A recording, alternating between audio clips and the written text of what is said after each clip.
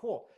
Everyone, thank you for coming. This is great. The genesis of this for me was, honestly, for me, I was at the Salt Lake Real Estate Investors Association on Wednesday of last week, right? And so we're all in there strategizing and talking about, how to be better investors. And just like all of you, you start reading the text, like Rudy Gobert that, has coronavirus. All of a sudden the Jazz game's canceled. Next thing you know, we can't travel for 30 days. Next thing you know, like it just all of a sudden, last Wednesday felt like the world was coming to an end. And that night I had one of those moments that, unfortunately kind of crept back in from, the last crash where, the anxiety set in, you're a little unsure about what's going on. And I just like, okay, we're not going to panic. We're going to figure this out. And over the past 3 or 4 days, I've had a lot of calls with a lot of you guys individually or separately. And I just thought, man, there's going to be a need here for continual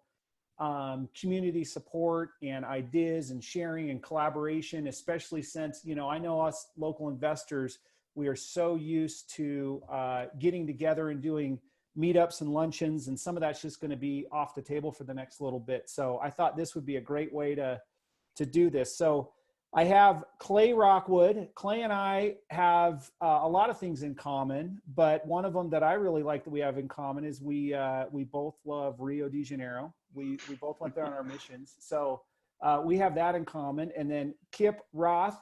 Kip, correct me, Kip, but you used to live in Utah, obviously, for a long time. And Kip now lives in North Carolina, and he runs coaching for Tom Ferry. But Kip was one of the original wholesalers when he was operating under We Buy Houses and Homevestors, right, Kip? Correct. So I remember Kip. Kip, just a quick story about Kip. Kip, I immediately respected and admired because his assignment addendum was so transparent and clear. He was not hiding anything from anyone. It was very clear what he was making, what the seller was getting. So I just thought, man, that ultimate transparency, and he just absolutely crushed it, right? And this was back before, Kip was just hustling with his phone, and I don't even know if texting worked back then, right? So well, this it sure as hell didn't work for me. Yeah. But before we get into this, a couple other thoughts. So I think this is a lucky day, right? It's St. Patrick's Day, but I think this is going to be a lucky year and a lucky month and a lucky time for all of us. And then, I'm a big Tony Robbins guy. I really like Tony Robbins. So one thing I want us to remember, at least I want to remember, is this is all happening for us, not to us, right? I think that's really important to remember is whatever is happening now, this is actually happening for us. It's going to provide us with awesome opportunities, new insights, new capabilities that we can grow from. I am super stoked. Like as maybe anxious as I was last Thursday morning, I have new energy and new excitement that, and I've already learned new things in the last 24 hours. So I'm like, this is going to be great. So what we're going to do now is just kind of jump right into it. And so I've Clay, you guys all know Clay, introduce him a little bit better. And Clay, you fill in as well. But I've admired Clay. I've really seen how he's grown his wholesaling business. He has awesome character and he's very supportive. He's always giving back. Him and Brian do a bunch of luncheons and stuff to add value. So I thought to start, Clay and Kip would be two awesome people to have on the call. And, from here, we'll just see where it goes. There's so many topics we could cover.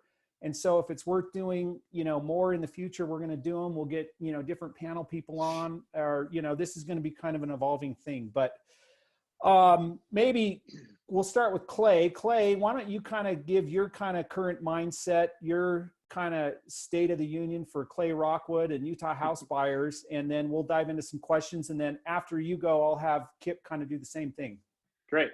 Yeah. Thank you, Matt, for putting this together. So yeah, we just had a team meeting. We've got a big team here in Utah that focuses on wholesaling primarily. And I guess my first gut reaction here to everything that's going on is is to avoid your gut reaction, really, because I think that most people's gut reaction is to pull back and shrink, right?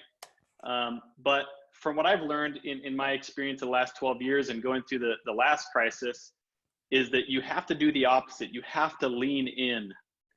You really have to lean into your business and you kind of go against the grain, honestly. I mean, counteract the fear, counteract all the negative, feedback that we're getting from news outlets and things like that. And personally, that's what we're doing in our business. We're literally upping our marketing budget. We're going on more appointments. We're talking to more sellers, because what you start realizing is that there's actually a need out there in the market. And that's what I think is we'll start seeing over the next few weeks, especially as sellers, as they're panicking, as people are panicking about their investments, what's going to happen with the market. They're going to start offloading properties, or they're going to start taking higher discounts. And you want to be the person that's there to help them in that problem. I mean, that's kind of our number one goal is helping people out of bad situations. So I just think there's going to be more opportunities to help people out of bad situations, whether it's a realistic situation or it's a self-imposed situation that they impose upon themselves. I am trying to position my team and myself to be able to help more people. So that's going to be, like I said, it's upping our marketing. It's talking to more people. It's digging in and doing more. So that's kind of my opening statement, I'd say is don't shrink back, but really lean into what's happening and find opportunities to go out and help people. And as you do that, you're going to have success. That's awesome, man. Those are great. We're going to drill down on all of those. Kip. Mindset. And Clay nailed it. It's really simple. In every challenging time, in every challenging market, somebody steps up. Somebody steps up and leads, and somebody steps up and wins. And the question is, you want that to be you. I mean, I'm a real estate coach. I've got clients nationally, 40-something clients that ever since this hit the fan, I've been talking to them about the conditions in markets nationwide. And this presents a massive opportunity. It's the same opportunity that was 2008. I did exactly what Clay did in 2008. 2008 was my biggest year as a wholesaler. I flipped 38 houses, but by the end of the year, I was having a difficult time getting deals because the equity was disappearing. So I doubled down. I got my real estate license, increased my marketing budget to $10,000 a month, and just crushed it. Never looked back. It's mindset. This is a massive opportunity that we're presented with. And really cool thing about it is finite. In 2008, man, we didn't know what was going to happen. Lehman Brothers goes under one day, and a little while later, GM goes sideways, and we didn't know where the end was going to be. We hoped it was out there somewhere, but we didn't know when. But this is finite. This is 2020 tops. This is probably 90, 120 days of disruption. And you got to step into that and take full advantage of it, because so much of this industry is going to be fetal position under their desk because they don't know what to do. And they're going to leave a massive vacuum of opportunity. So I'm stepping into it and having all my clients do the same. Call over. Thanks for coming, guys. I'm just kidding. Kip, that was awesome. That was awesome. So that, one thing that we're going to share this. So I'm kind of creating a Google Docs, like resources from this call. And one of them was exactly along the lines of what Kip and Clay were both talking about. So I also love Darren Hardy. Darren Hardy produces some really good material, and he was talking about this specific thing today. And I'm going to share this with you. It's a 20-minute YouTube video. So, leaders are born in times of crisis, right? Without the trials, we would not know the names of any leaders, right? So what Kip said is so true, and what Clay said. We've got to lean into this opportunity and seize the moment. And so what we're going to talk about now is, why don't we, maybe Clay, let's go back to you. We'll just kind of keep going in order. Yeah. You kind of mentioned some of the things that your team's doing. Maybe just drill down a little bit more specifically on what are you guys doing differently today that maybe you weren't doing a week ago. And some of them I'm sure are fundamentals, but just drill down a little deeper. Yeah, that's a great question. For us specifically, I mean, we're trying to understand our target market, right? So we market heavily to sellers, right? People that may want to sell their property. So we're trying to get in the mind, okay, at this point in time, where are sellers currently? Well, a lot of them aren't working. They're at home with their families. They're going to be online, on Facebook, you know, on doing pay-per-click, all that kind of stuff. So we're beefing up our marketing efforts online. Pay-per-click, Facebook ads, all that kind of stuff. I mean, we do heavy marketing in all different sectors, in direct mail, cold calling, texting, you know, ringless voicemails, all that kind of stuff. So we're trying to be where the sellers are. That's kind of one thing we're doing as far as the marketing efforts. And again, we're coaching our acquisition team to be sensitive to, again, current market conditions and what's going on in the seller's minds, right? Again, Kip nailed it on the head with the mindset. You have to understand, get your mind in the right place, but also understand the mindset of those that you're interacting with. So again, we're trying to get in front of people that you know, may have just lost a job, or they're out of work for the next month, you know, now they need to sell a property. Well, let's find those people and let's appeal to them and help them out of that situation. And we want to, again, like Kip said, we want to be the ones to talk to them. You know, I want to be the one to be the first point of contact for those people, to help them out of that bad situation. So again, I think for us, we're just trying to adapt to the situation. Again, not react in a gut reaction type of way, but to really understand, okay, what's happening, what's going through people's minds, how can we capitalize on that, not to just, you know, benefit ourselves, but to make it a win-win situation for us and for them. Where again, most investors they're just saying, oh, I'm going to stop my marketing. I don't know if I'm going to have cash in a month, or if there's going to be deal flow, all that kind of stuff. There's going to be deal flow. You just have to be the one to create it and find it. And yeah, that's what I'd recommend. Awesome. So don't slow down, redirect, reallocate your resources, but don't slow down. Yep, exactly. That's, I think, where people get killed, is when they slow down. Obviously, if you cut your budget back, you stop calling people, you start marketing, well, the deals are going to stop, obviously. So it's almost this negative feedback loop that you're creating, right? Yeah. It's like, oh, the market's crashing, so I'm going to stop. Well, of course, you're not going to have any deal flow. You're not going to have any money because you're stopping. So it's just, you have to do the opposite. What you do today, you'll be seeing the results in 3 to 6 months, right? Yeah. So yeah, and an important thing I think to note is that it may not be easy, right? I mean, that's a funny thing I observed during the 2008 crash, is a lot of guys are like, oh man, it was so nice back in 2006, 2007. I would just golf all day. My phone is ringing off the hook. I didn't even have to try to get deals, and they just fell in my lap. Now I actually have to go to work. It's like, holy crap, what a revelation. You have to work. Yeah. I mean, I've been working, 40 hours a week for the last 5 years. It's just, I work. That's what I'm here to do, is to provide for my family, right? So if you're not willing to go out and do the work, then you're not going to have success, right? So I think it's gonna take, again, some mindset shift, because a lot of people are so used to just the ease of, oh, I put a flip on the market, it sells for 30 grand over asking price. This is great. Life's easy. So again, it just hunker down, get back to your core values, figure out your why, and go to work, and you're going to have success. I love it. Sharpen your axe. Kip, what are you or your clients doing differently today? Mitigate and communicate. You succeed in this business by running the plays that work over and over and over again. You perfect those plays that work. And so what I'm having my clients do, and what I've done in my business, is look at what's working and figure out what's not working. What's not working, get rid of it. That's the mitigation aspect, because things have changed.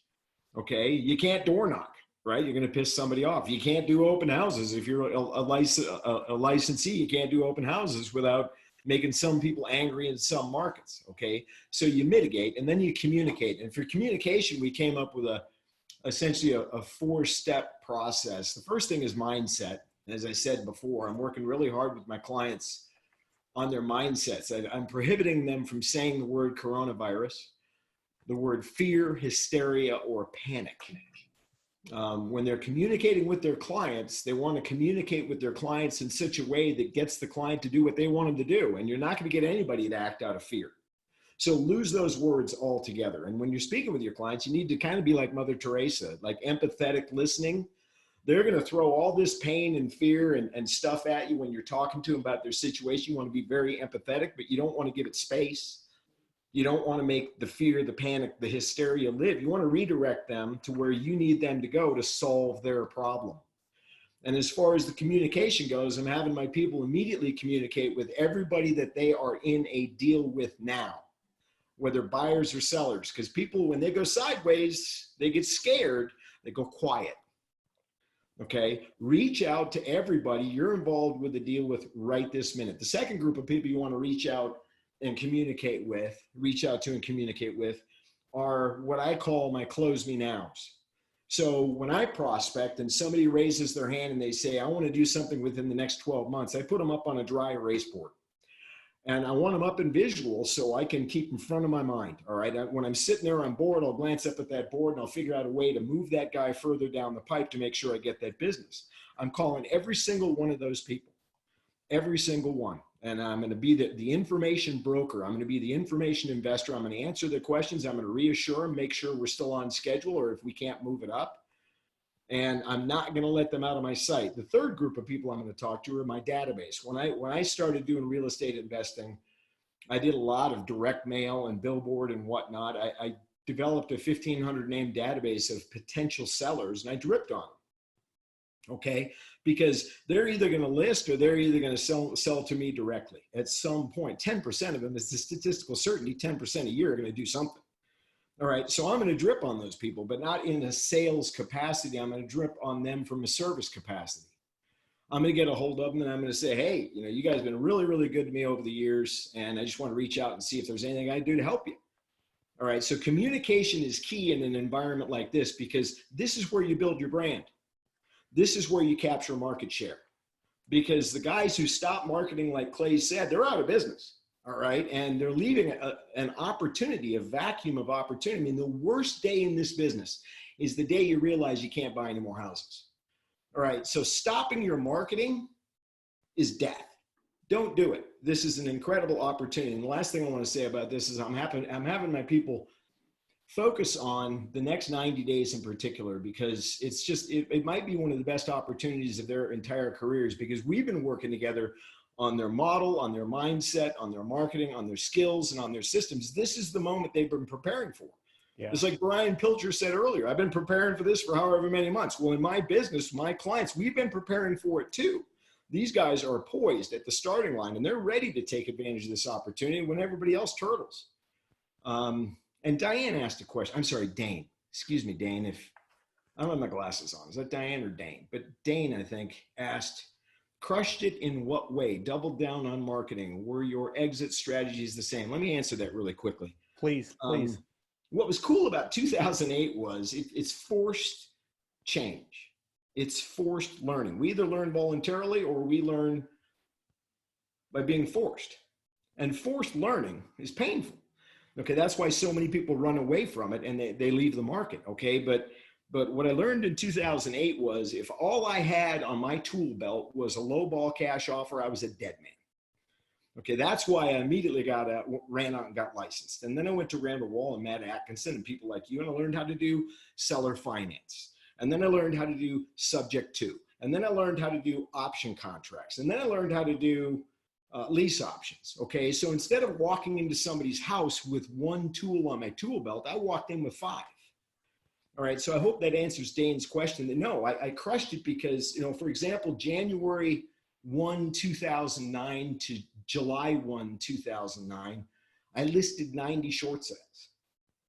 Okay, and I just took those and I dumped them on a law firm and I told them if I ever had to talk to those people again, I was going to fire them, and I walked away. And they closed those deals for me and sent me checks, and I kept that mill going while I started other exit strategies and other sources of income. So yeah, sit down, mitigate, figure out what's working, figure out what the plays are that you can run over and over, expand your capacity expand your tool belt, and then communicate your face off, because that's how you're going to build your brand, by serving as many people as possible. Kip, holy cow. Clay, those are just awesome recommendations. Don't fuel the panic, fuel the calm, right? This fear is normal, but you have to face it and make a positive decision and then create your own reality.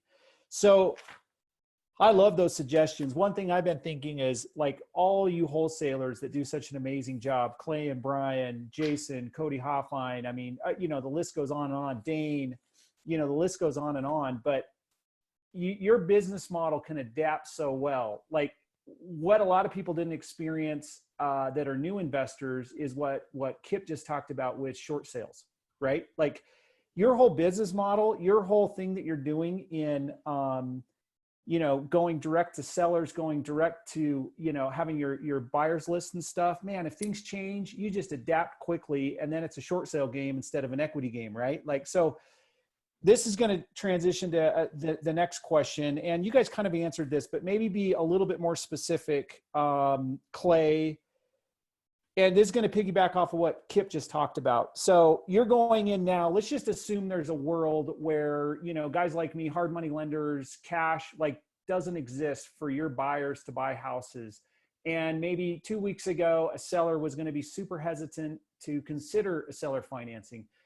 What I'm hearing from you guys is this is a great opportunity because the game has changed. And so what ways now, given how the mindset of everybody, sellers, buyers, everything has changed, like what's a couple new tools, Clay, that you guys are working on getting better at? Like what are those plays that, maybe you haven't been using in your playbook that you're going to start trying to run more and more and more that are different than maybe, last week or 2 weeks ago? Yeah, I think Kip hit the nail on the head with subject to seller finance. That's huge. I mean, a lot of people are scared by that because they don't understand it, right? But it's actually a lot simpler than you really think it is. But yeah, I mean, we've actually been transitioning before this whole thing broke out, honestly, into more seller finance, subject to, wraparound mortgages, all these different things that you can do, lease options, because again, it's just another tool.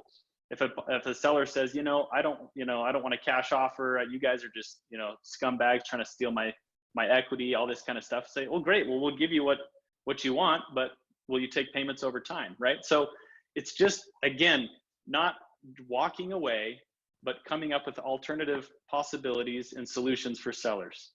That's really what it is. I mean, there's always a solution. If someone calls you or there's a person that wants to sell, there is a solution to what they want.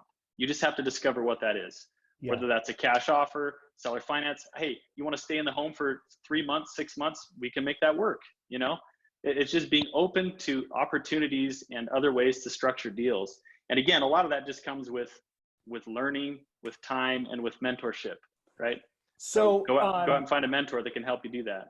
No, that's awesome. And then on the other end, I regularly get a lot of calls and texts, but they've kind of increased a little bit with the urgency from my end as far as, are you guys still funding deals?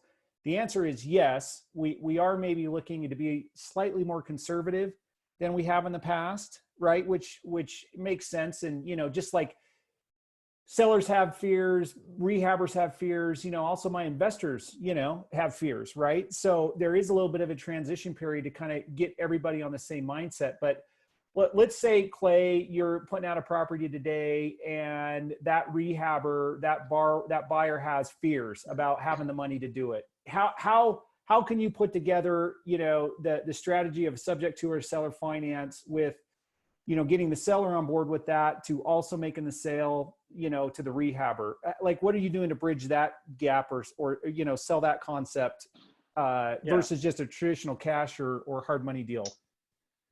I mean, it has to be a win-win situation for both parties, right? So if you look at it, hey, if this investor is going to go get a hard money loan versus, buying this on a seller finance, is it going to save him more money or make more sense, right? And usually the answer has to be yes. It has to be a good deal. So, I mean, that's how we look at all of our deals. It has to be a good deal. The underlying, whole process, if you look at it from beginning to end, it has to make sense. So that's the first thing is you have to buy right. And that's kind of what we focus on. We'll pass up on a lot of deals or a lot of opportunities because no matter how you look at it, the numbers don't make sense, right? I mean, the numbers have to make sense at the end of the day. But I would say for our investors that buy a lot of our deals, we structure it in a way to where, again, what do you need out of this? Well, I want to be able to put as little money down as possible, right? I have 20,000 to put down or something. Okay, well then we go structure it with the seller. Hey, we can put 20,000 down. So understanding the needs of both sides, and Perfect. that's kind of how that's basically our job, is bridging that gap and making it a situation that'll work for them and where we can still get paid, right? Perfect. So I don't know if that answers your question. No, it does, and it kind of reinforces what Kip was saying, and then we'll move to Kip and maybe have him answer this. I feel like he already did, but maybe a little bit more specific. But communication, right? Like communication on all sides, with everybody you're working with is gonna win a lot of games here. Kip, anything to kind of drill down and expand on from what Clay was saying there, as it might relate to just like a specific tip, Sure. in the game of wholesaling, and then we'll move on to kind of the rehabber mindset right now. Okay. When I was humping houses in Salt Lake, I was dropping anywhere minimum $5,000 a month in marketing to, at one point, 12 grand a month in marketing. And it ain't easy to sleep at night when you're doing that.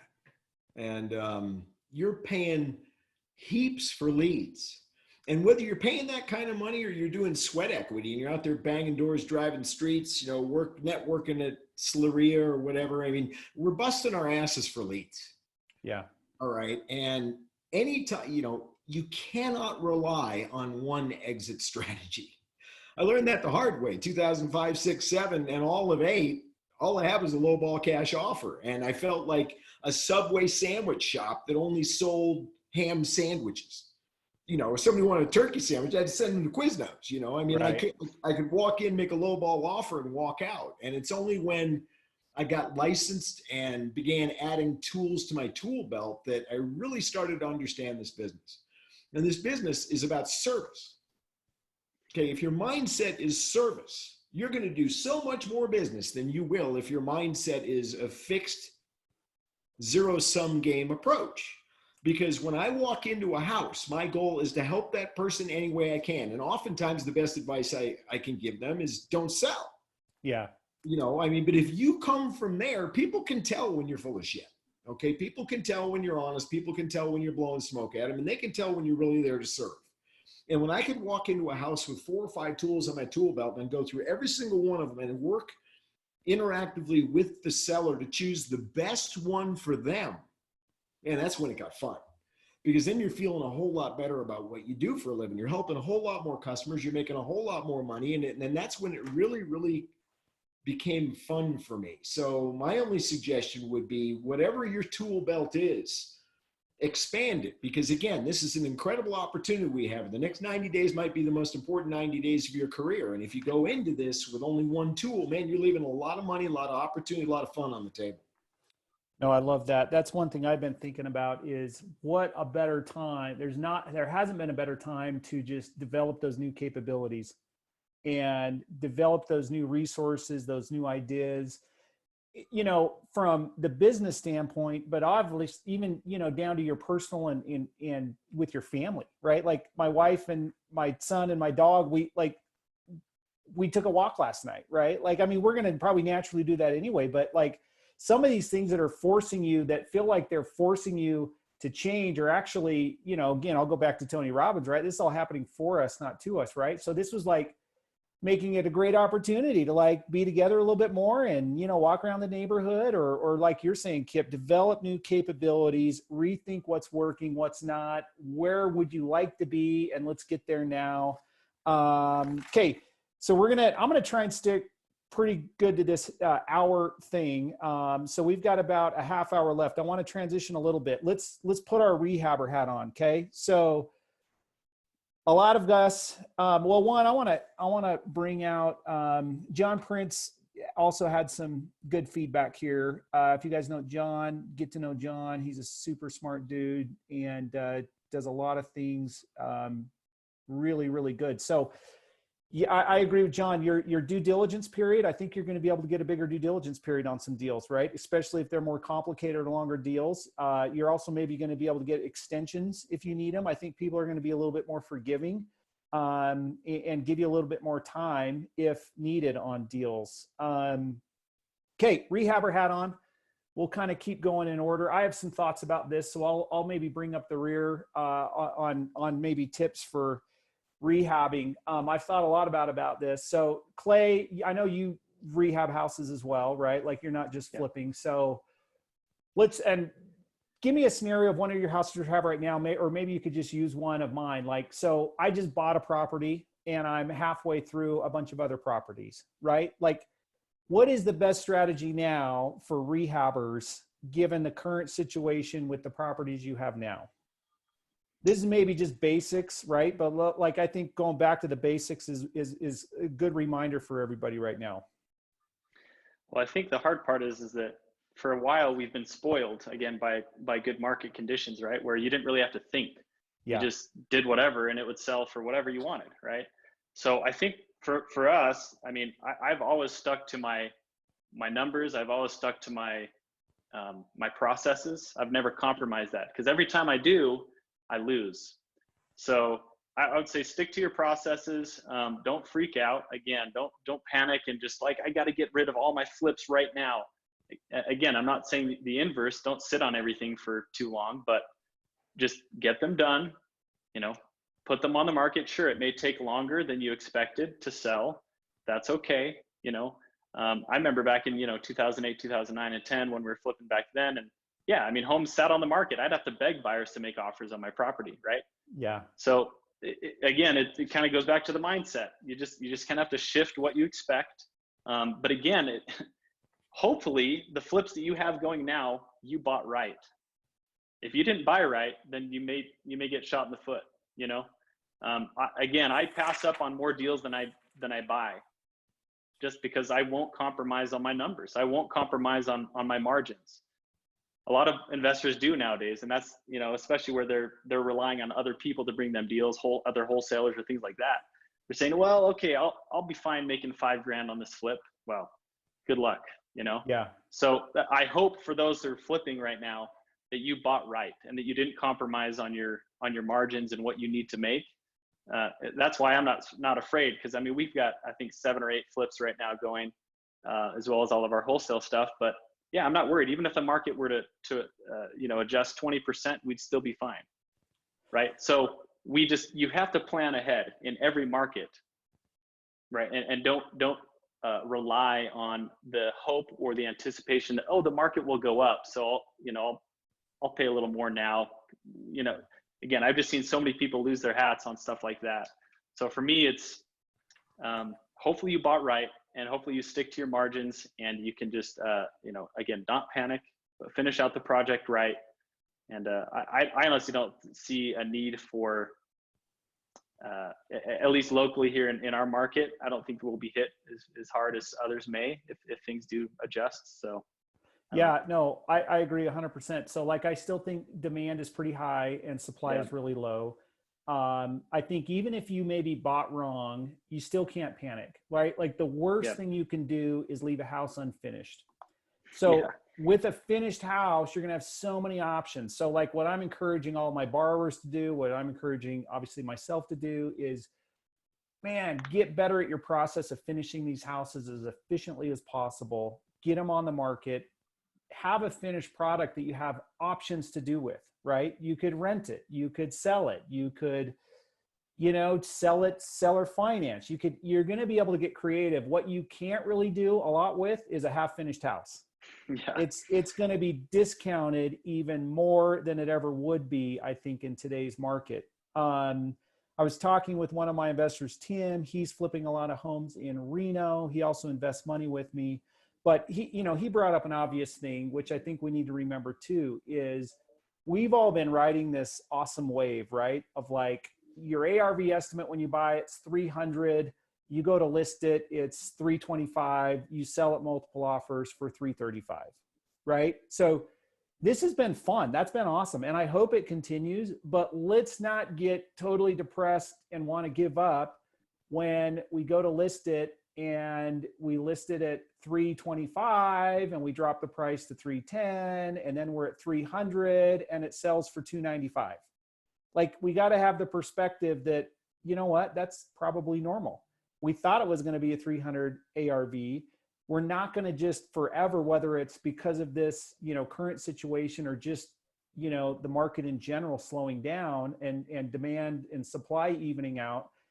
Like, we've got to be realistic with, and be okay with the reality of what things are selling for, and not try and push the envelope, you know, if it's not there. Like, let's adjust prices and be realistic. And then I would much rather see, because I've, you know, like, I've flipped a lot of houses, but maybe I'm not that great of it. I've lost plenty of money on houses, even in good times. And so things are going to trip you up depending on how many houses you have going, or, you know, what your capabilities are. And communicate with your money partners, communicate with your contractors, communicate with your crews. You know, everyone, I think, needs to be positively, you know, keeping these projects moving so that there's options when, you know, the home is finished. So we'll talk kind of maybe to conclude this part about maybe tips for listing your homes right now. But before we do that, Kip, let's regroup with you. I know you've seen a ton of rehabs in good and bad times. What would be some good tips for rehabbers that are purchased in the midst of flipping a house right now? Well, it's kind of funny. It's hard to admit, but it's true. The only reason I survived 2008 is because I sucked at rehab. Nice. I woke up January 2007 paying 13 mortgages. And I looked at my wife and I said, I can't do this anymore. And whether they were finished, I just bought them. I did a fire sale because I was done with that. And I learned how to wholesale. I learned how to assign.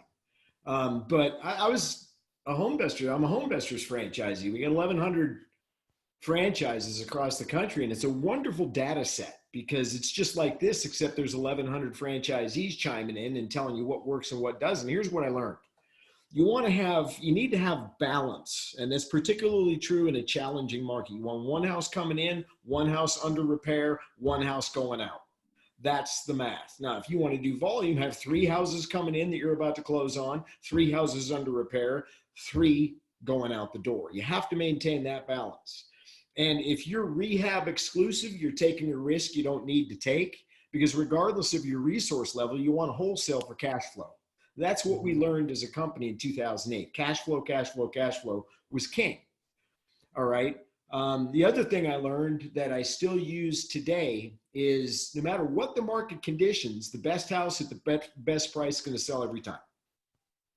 I don't give a damn how bad the market goes. The best house at the best price will sell every time. So what I started doing was making sure I had the best house. You know, in Kearns, for example, people put a coat of paint on a set of kitchen cabinets and blow it out in good times, right? I mean, they call that a rehab on the MLS.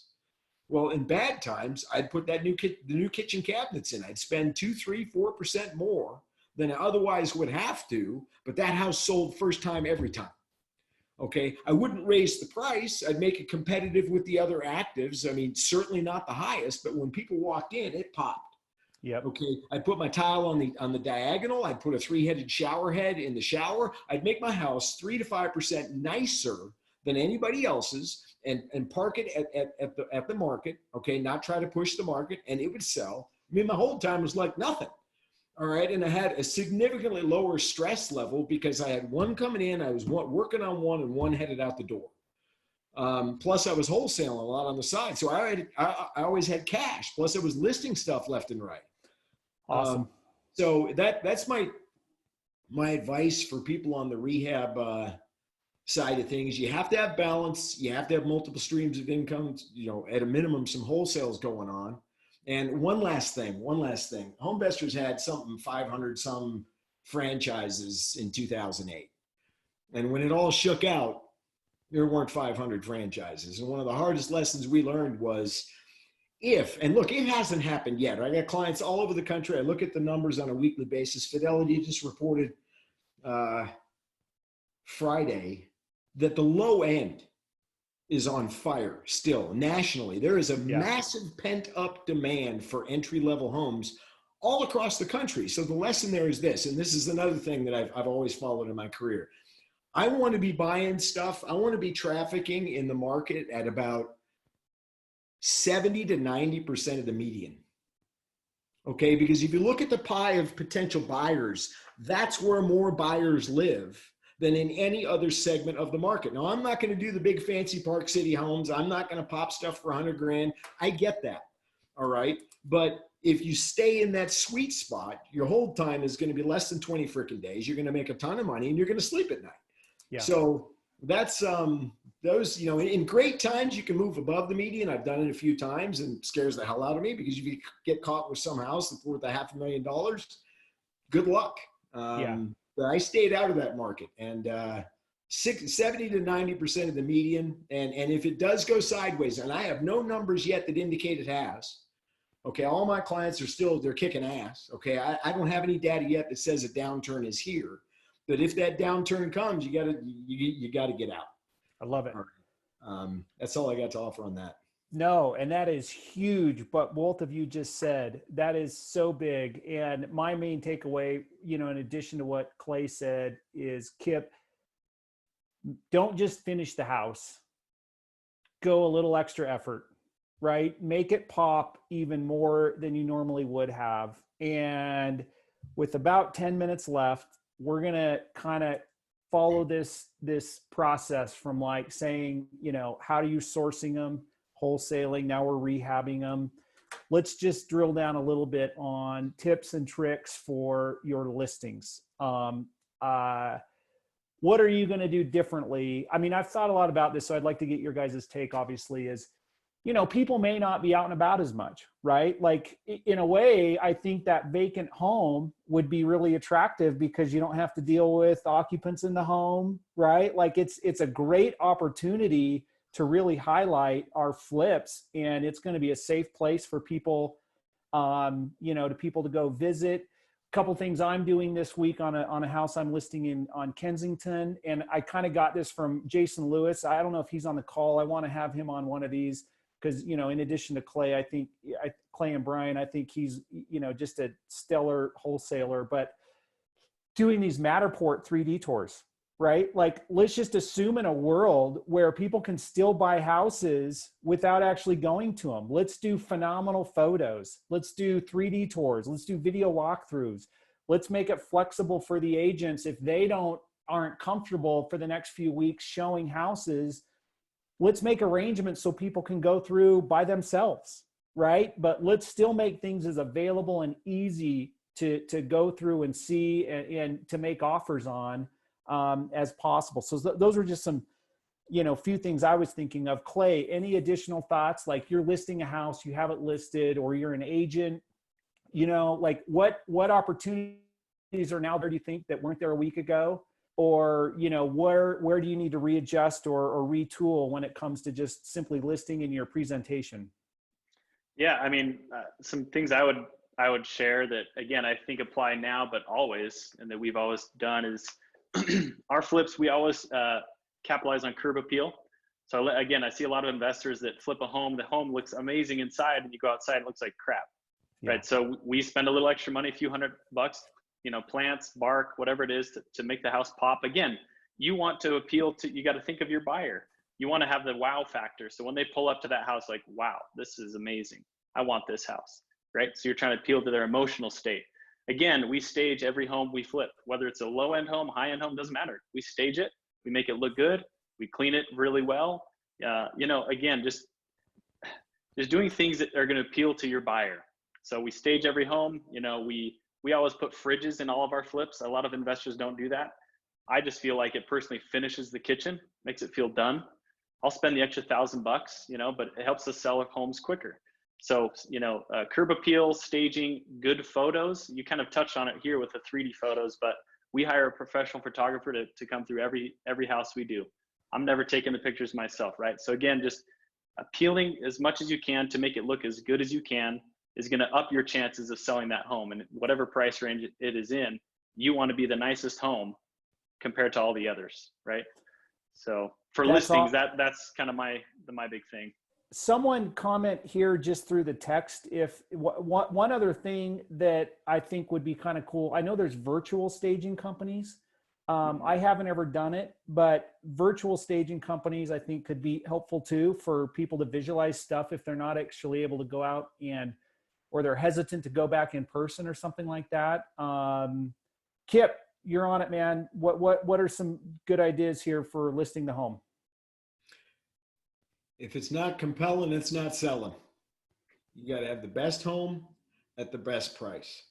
And I know this is cliche, but you can price it to sell or you can price it to sit. And I let my clients and I coach my clients to let their clients make that decision about whether it's going to sit or whether it's going to sell. The Clay is spot on about staging everything you can do to make that home, that property look better, to make it the nicest home at the best price. You have to do it. But I tell you what, the market is still hot. I've seen no data that indicates that's changed. Maybe it will, maybe it won't. But the next time that this country experiences a 20% drop in values will be, I think, the third time in the history of America. The Great Depression, 2008, it's not going to happen. There might be a little bit of adjustment. And in that adjustment is massive opportunity. But what I don't remember about Utah was in 2008, prices were still going up. Vegas was in flames, okay? Yeah. But prices in Utah were still going up. And what we're all going to have to get accustomed to if we're listing homes is this idea of the lag between the market and seller knowledge. You understand what I'm saying? They still think it's worth 300 grand. I mean, that's what caused the short sale crisis. They're looking at part of what caused the short sale crisis. They're looking at Zillow and seeing a $350,000 value on their $275,000 house, and they just can't bridge that gap in their mind. So it's going to be a skills-based market. We've got to get more and more and more skills to bridge that gap, because if you can't have powerful, meaningful, influential conversations around these issues, if the market does change, you're not going to do very well. Yeah.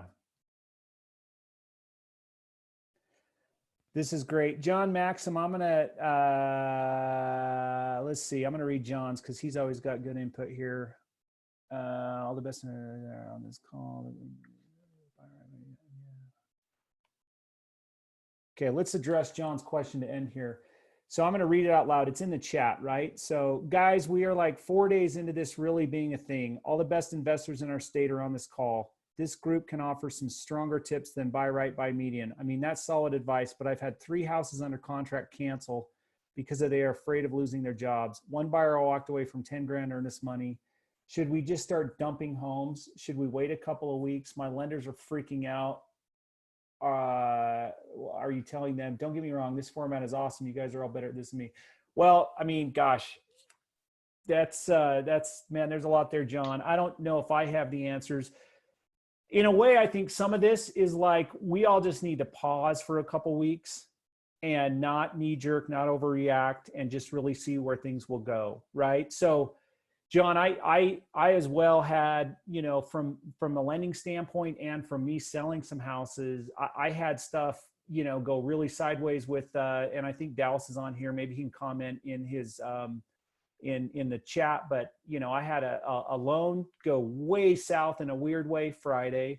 I had a home that I was selling kind of like a wholesale, I guess, that canceled with 10 grand non-refundable on Monday.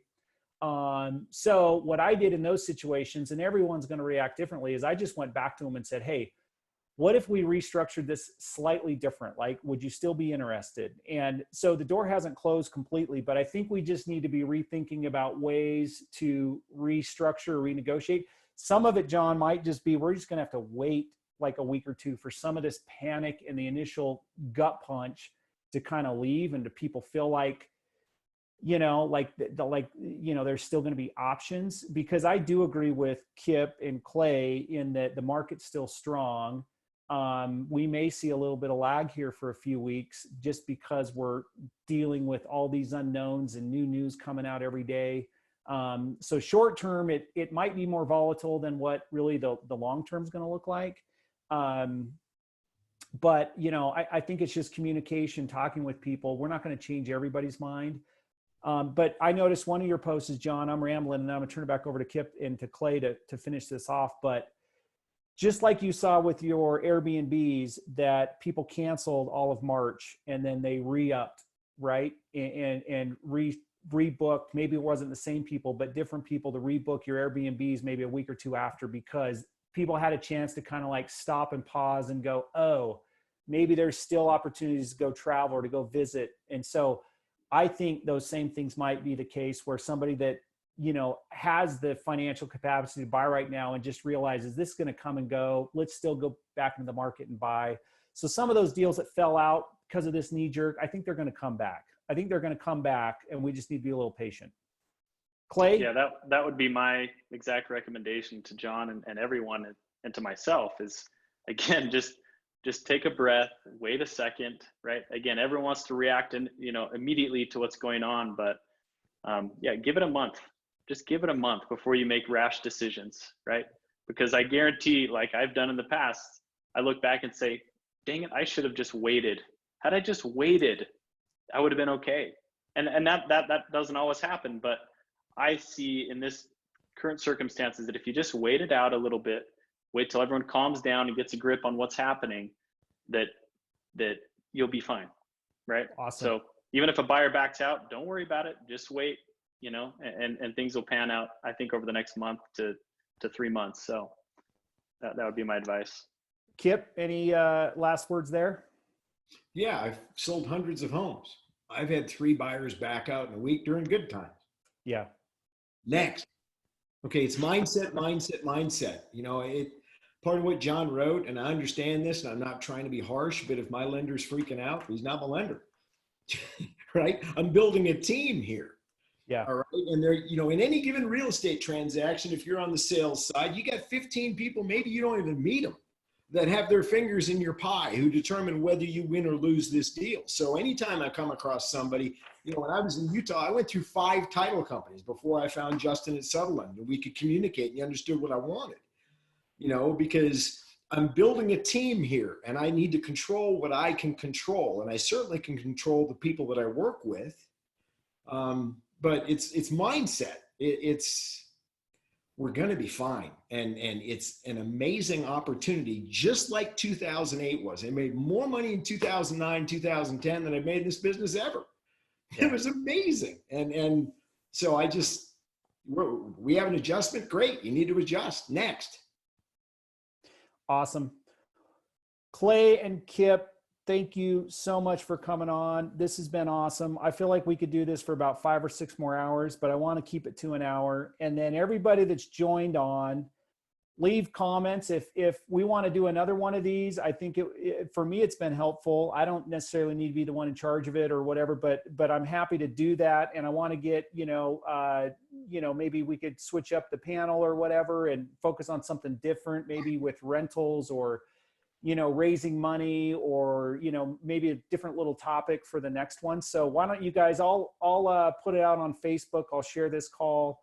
I'm also going to be reaching out to my borrowers, specifically, John and some other people. I'm trying to get creative with our investors to kind of help calm what's going on.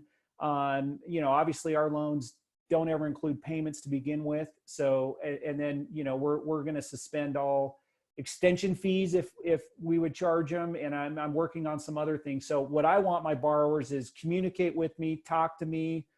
Let's work on this together. If you do need additional money to finish it, we may or may not have the capacity, just depending on how much people need. But my goal is to get all these houses finished. We need to get them up for sale. The market's going to be there. And, kind of a final thought is I think it's the best time ever to have houses you're working on because it might be a little slow to sell them.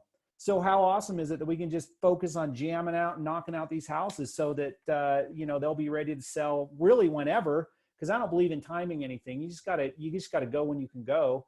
But it's especially going to be awesome if you have a house you're just starting on and it might be ready towards the middle of the end of summer. I think it's going to be a great opportunity. Give me some feedback if you guys want to see more of these and or specifically what topics and maybe who you'd like to have on. I'm already kind of thinking maybe I'll throw one of these back up for Thursday, like a luncheon on Thursday or something like that. And kind of go from there. I'm going to share my resources in a link and let's all keep getting better together. So Clay, Kip, thanks guys. I really appreciate it. Appreciate it. Okay. Have a great day, everyone. We'll talk to you later. Take care.